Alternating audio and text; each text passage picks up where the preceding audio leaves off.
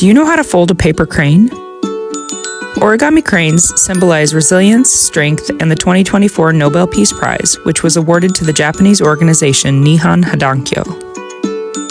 The lore of origami cranes comes from the story of a little girl named Sadako Sasaki, who was a survivor of the atomic bombs dropped on Japan in 1945. It is said that she let out the pain of her family's suffering with each crane she folded. It's believed that anyone with the patience and commitment to fold 1,000 origami cranes will be granted good fortune and a wish. Now try making one yourself.